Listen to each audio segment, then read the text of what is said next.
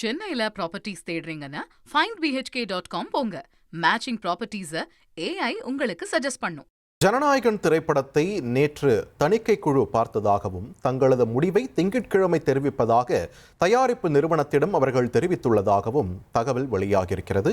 இது தொடர்பான முக்கிய செய்தியை நாம் பார்த்து வருகிறோம். கூடுதல் விவரங்களோடு இணைகிறார் எமது செய்தியாளர் மணிகண்டன். மணிகண்டன், இந்த விவகாரத்தை பொறுத்த வரைக்கும் சென்சார் தரப்புல அடுத்தடுத்து என்ன நகர்வுகள் போயிட்டு இருக்கு, நமக்கு கிடைத்திருக்கக்கூடிய விவரங்கள் என்னென்ன, விரிவாக பதிவு பண்ணுங்க.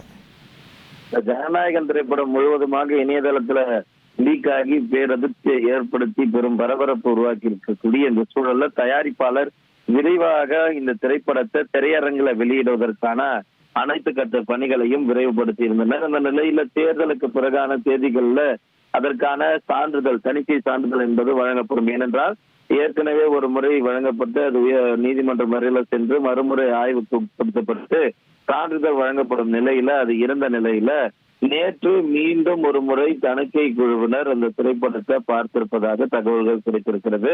அது மட்டுமல்லாமல் தணிக்கை குழுவுடைய அதிகாரிகள் தங்களது முடிவை திங்கட்கிழமை தெரிவிப்பதாக தயாரிப்பு நிறுவனத்திடம் கூறியிருப்பதாகவும் தகவல்கள் வெளியாகி இருக்கிறது.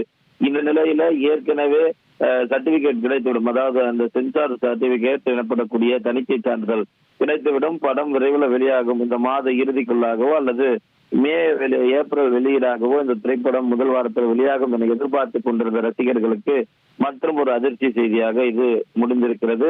திங்கட்கிழமை இந்த திரைப்படத்திற்கான சான்றிதழ் குறித்த அறிவிப்பும் அதனைத் தொடர்ந்து திரைப்பட வெளியீட்டு தேதிக்கான அறிவிப்பும் வரும் என எதிர்பார்க்கிறோம். நன்றி மணிகண்டன், உங்கள் விரிவான தகவல்களுக்கு.